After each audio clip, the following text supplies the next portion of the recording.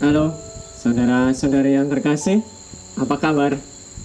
Saya harap Anda semua dalam keadaan baik, dalam keadaan sehat, dalam situasi sekarang ini. Tetap di rumah saja, jaga kesehatan, dan teguh dalam iman. Saudara-saudari yang terkasih, pada kesempatan ini, saya akan membagikan tentang pengetahuan iman kita berkaitan dengan Trihari Suci, secara khusus Kamis Putih. Perayaan Kamis Putih merupakan memperingati dua bagian dalam perjamuan malam, yakni membasuh kaki dan penetapan Ekaristi. Pada malam Kamis Putih, kita menemani Yesus dan merenungkan Yesus berdoa dan bersengsara di Taman Zaitun yang sering kita sebut sebagai Tuguran. Perjamuan malam merupakan perjamuan Paskah Yahudi sebagai ungkapan keyakinannya bahwa kerajaan Allah sungguh akan datang dan akan dinikmati oleh para murid, meskipun harus melalui wafatnya pada Jumat Agung. Keyakinan itulah yang mau dibinanya dalam diri para rasul. Perjamuan malam menegaskan bahwa Yesus harus mati dan dimuliakan. Yesus memberikan wejangan dan menekankan beberapa semangat yang harus dihayati oleh para murid. Ia mengambil roti dan anggur, menyerahkan kepada para muridnya sambil berkata, "Inilah tubuhku yang dikorbankan bagimu, lakukanlah ini dan kenangkanlah aku." Inilah piala perjanjian yang baru yang diikat dalam darahku, setiap kali minum, kenangkanlah aku. Inilah tubuh yang diberikan kepada para murid sebagai lambang cinta yang total, sebagai lambang pemberian diri Yesus yang total. Yesus berkata, "Murid-muridku, sekarang kita merayakan pesta bersama." Perjamuan ini merupakan perjamuan pralambang dari perjamuan surgawi. Nanti kita akan bertemu lagi, mengadakan perjamuan lagi, menikmati keselamatan, meskipun besok aku akan dibunuh. Dan dengan demikian kerajaan Allah tampaknya gagal. Kita bersama-sama yakin akan hal itu, bukan?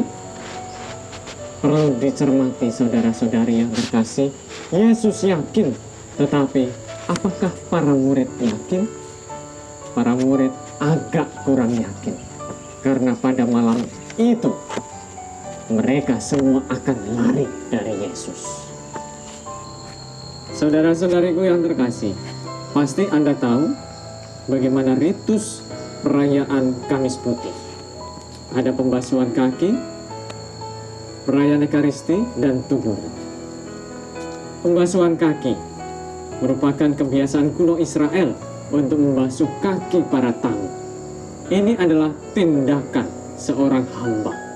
Biasanya tuan meminta hambanya untuk membasuh kaki para tamunya.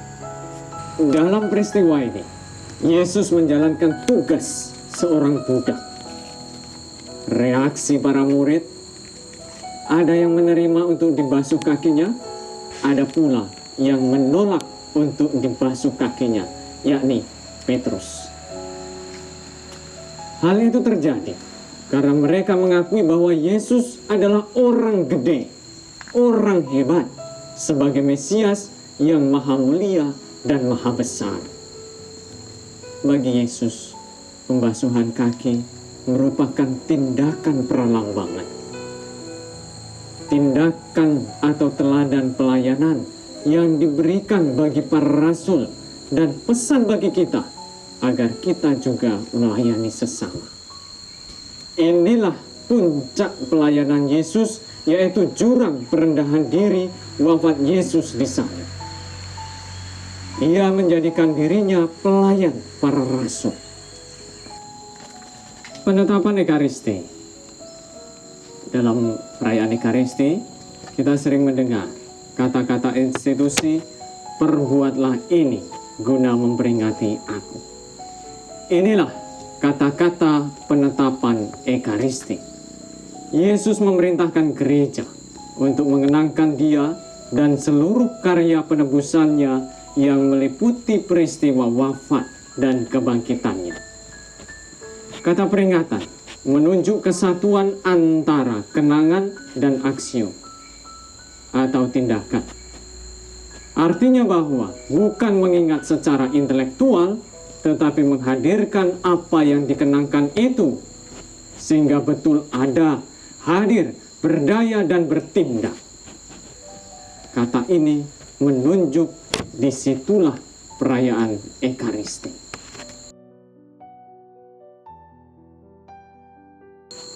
Tuguran sebagai kesempatan untuk masih merenungkan lebih lanjut mengenai perayaan yang baru saja selesai, khususnya penetapan Ekaristi.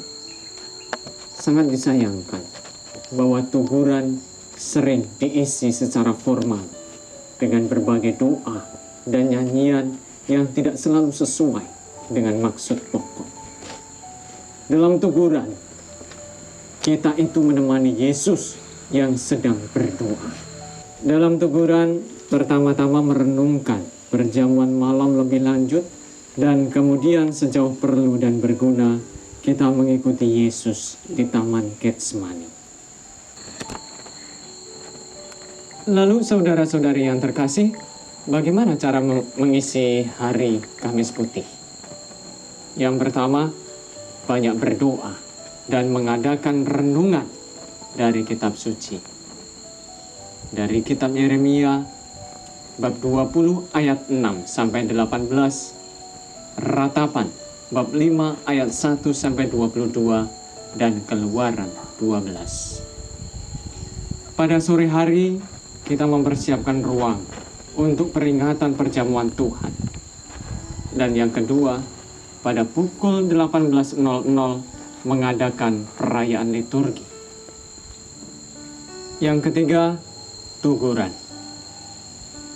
Tuguran dimaksudkan untuk menghadap tubuh Kristus yang rela mati untuk kita.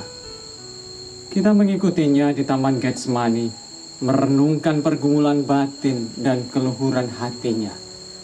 Kita berjaga bersama Yesus supaya kita juga jangan jatuh dalam pencobaan. Saudara-saudariku yang terkasih, catatan yang harus diperhatikan adalah mengenai tempat.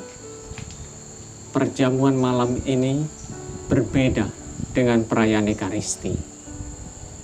Tempat yang baik bagi perayaan ini adalah tidak dirayakan di kapel atau di gereja, tapi di ruang lain. Yesus dalam perjamuan malamnya juga tidak memilih sinagoga untuk mengadakan perjamuan malam. Dalam gereja paroki memang sulit, tapi dalam komunitas biara hal ini bisa dilakukan. Tempat penyimpanan hosti Ekaristi idealnya di suatu ruangan tersendiri. Maka saudara-saudariku yang terkasih, melalui perayaan Misa Kamis Putih, gereja membuka Trihari Paskah saat gereja merayakan kebangkitan Tuhan bersama sengsara dan wafatnya. Trihari Paskah merupakan puncak dan sumber segala perayaan liturgi, doa-doa, dan segala macam peribadatan yang dilakukan gereja sepanjang tahun. Trihari Paskah menjadi sumber seluruh kehidupan Kristen kita. Melalui perayaan Kamis Putih, gereja mengenang perjamuan Tuhan pada malam terakhir sebelum Yesus ditangkap, disesah, dan disalibkan. Maka melalui katekese singkat ini, mari kita memahaminya, kekayaan iman kita dalam gereja Katolik. Demikian katekese bersama saya, Romo Paulus Tito Rahmadi. Tuhan memberkati.